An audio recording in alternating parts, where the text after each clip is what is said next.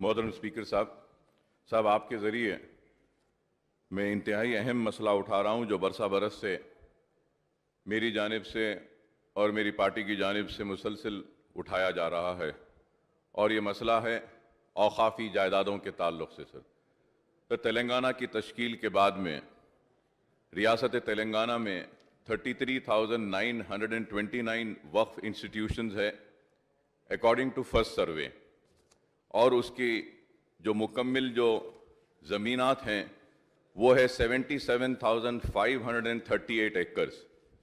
लेकिन अफसोस के साथ कहना पड़ता है कि 74% लैंड यानी कि 57,424 एकर्स पूरे एनक्रोच्ड हो चुके हैं, पूरे कब्जे में हो चुके हैं। और अगर हम पुराने डिस्ट्रिक्ट वाइज अगर जाते हैं अजला के हिसाब से सर, 99% ऑफ वक्फ लैंड इनक्रोच्ड है। ओल्ड डिस्ट्रिक्ट ऑफ मेदक में 91%, आदिलाबाद में, रंगारेड्डी में 82%, हैदराबाद डिस्ट्रिक्ट में 68%, महबूबनगर में 27%, खम्मम में, ये नलगुंडा में और दूसरे डिस्ट्रिक्ट में 25% करीब ज़मीनात पूरे कब्जे हो चुके हैं। और फिर ये जितने भी, मैंने पहले भी कहा था और आज भी कह रहा हूं सर कि मैं हुकूमत से ये मुतालबा करता हूं कि आप CBCID इंक्वायरी करवाइए या वाइट पेपर जारी करवाइए, एक इंक्वायरी कमीशन बिठा के इंक्वायरी करवाइए कि आखिरी औकाफी जमीनात कहां गए, किधर गए। और अफसोस के साथ कहना पड़ता है कि जो इंक्रोचमेंट है, इस इंक्रोचमेंट में 50% से जायद इंक्रोचर अगर कोई है तो वह गवर्नमेंट इंस्टीट्यूशंस है, सरकारी इंस्टीट्यूशंस इसमें कब्जा करे हुए हैं। सर, फिर सेकंड सर्वे भी हुआ, सेकंड सर्वे में भी कई जमीनात आइडेंटिफाई हुए हैं कि वक्फ की जमीनात हैं, और इनमें भी, इनके ऊपर भी आज तक भी इनका नोटिफिकेशन जारी नहीं किया गया। हुसैन शाह वाली रहमतुल्लाह अलैह की दरगाह हो या बाबा शरफुद्दीन साहब की दरगाह हो, दरगाह मीर मोमिन चुक की दरगाह का हो या आलेर की जमीन हो, ये कई जमीनात साहब, ये बड़ी फेरिस्त है, इतनी बड़ी फेरिस्त है कि क्या आज हर कोई कब्जा कर रहा है अपने जाती मकासद के लिए। बड़े बड़े लोग इसमें मुलविस हैं साहब। और आज हम यहां खड़े रह के मुतालबा करते हैं कि अक़लियतों के लिए, मुसलमानों के लिए ये दीजिए वो दीजिए। मैं कहूंगा कि वो सारी चीजों के साथ साथ अगर हमको हमारे जमीनात दे देंगे साहब, हमारी जमीनात दे देंगे। मैं खत्म कर रहा हूं साहब, मैं मुसलसिल कह रहा हूं साहब, 25 बरस से चीख रहा हूं, चिल्ला रहा हूं और कह रहा हूं कि औकाफी जायदादें, औकाफी जायदादें, लेकिन हुकूमत के ऊपर कोई जू नहीं पड़ती है, कोई इस मसले पे संजीदगी के साथ गौर नहीं किया जाता है। वक्फ बोर्ड को लॉक किया गया, बंद किया गया, लेकिन क्या हुआ बताइए साहब।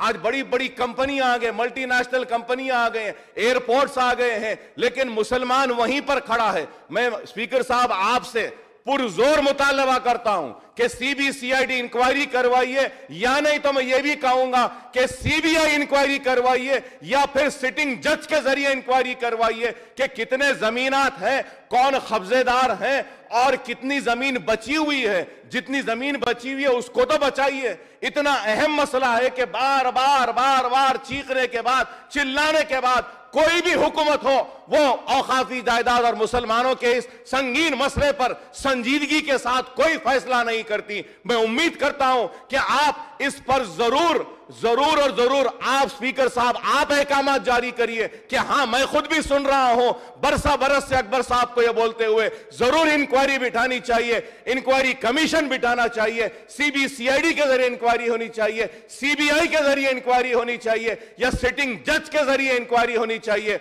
और वक्फ बोर्ड के औकाफी जायदादों का तहफ्फुज़ होना चाहिए और मंजर आम पर आना चाहिए कि कौन वो शरीफ लोग हैं जो औकाफी जमीनों को कब्जा कर अपने घरों को चला रहे हैं। अगर औकाफी जायदादें बच जाएंगी तो मैं समझाऊंगा कि मुसलमानों की कई परेशानियां दूर हो जाएंगी, मुसलमान को रोजी मिलेगी, रोटी मिलेगी, तालीम का मौका मिलेगा, बेवाओं की मदद होगी, यतीमों की मदद होगी, सब कुछ होगा। तो मैं आपसे फिर से मुतालबा करता हूं कि इस मसले की संगीनियत को आप महसूस करते हुए इंक्वायरी का ऑर्डर करिए स्पीकर साहब। అధ్యక్ష గౌరవ సభ్యులు MIM ఫ్లోర్ లీడర్ అక్బర్ గారు చాలా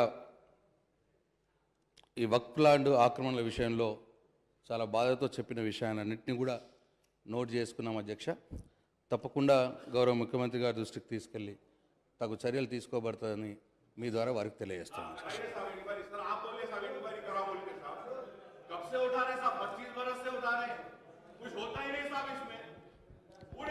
అధ్యక్ష,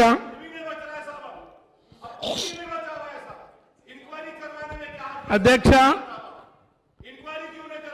ఈ ప్రశ్న గౌరవ ముఖ్యమంత్రి గారికి సంబంధించింది. అధ్యక్ష, డోర్నకల్ నియోజకవర్గంలో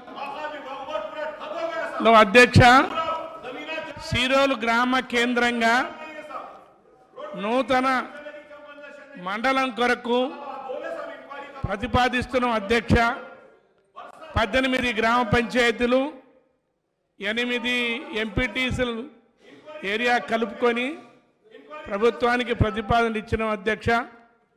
తొందరలోనే గౌరవ ముఖ్యమంత్రి గారికి వేదిక ద్వారా విన్నవిస్తున్నాను, మీ ద్వారా వారికి తెలియజేస్తున్నాను. అధ్యక్ష, తప్పనిసరిగా సీరోల కేంద్రంగా మరి కొత్త మండలాన్ని ఏర్పాటు చేయాలని కోరుతున్న అధ్యక్ష.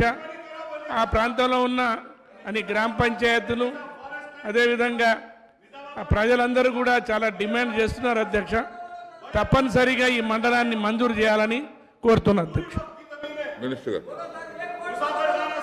గౌరవ సభ్యులు రెడ్డి నాయక్ గారు కొత్త మండలం ఏర్పాటు గురించి ప్రస్తావించారు. అధ్యక్ష, నోట్ చేసుకున్నాం అధ్యక్ష. ముఖ్యమంత్రి గారికి విషయం తెలియజేస్తాం అధ్యక్ష.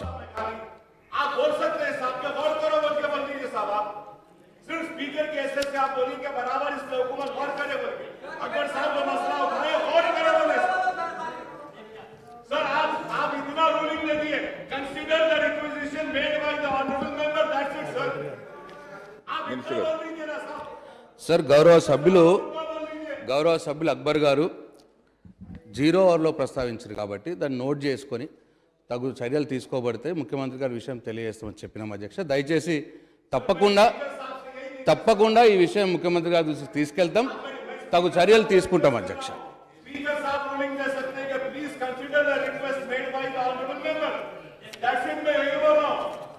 राजगोपाल रेड्डी आप बोल सकते हैं साहब, प्लीज कंसीडर द रिक्वेस्ट. आप इतना बोल दीजिए साहब, मैं आपसे दरखास्त सर आपसे रिक्वेस्ट है कि the request made by the member can be considered. आप इतना बोलिए साहब, एक रिक्वेस्ट कर रहा हूं साहब आपसे, सिर्फ गवर्नमेंट से बोलिए कि कंसीडर करो बोलिए हमारी रिक्वेस्ट. मैं आप जो बात कर रहे हैं चीफ मिनिस्टर साहब से मैं बात करूंगा. आप वही बोल दीजिए साहब, ठीक है, चीफ मिनिस्टर साहब से बात करके उसका प्रॉब्लम सॉल्व करेंगे.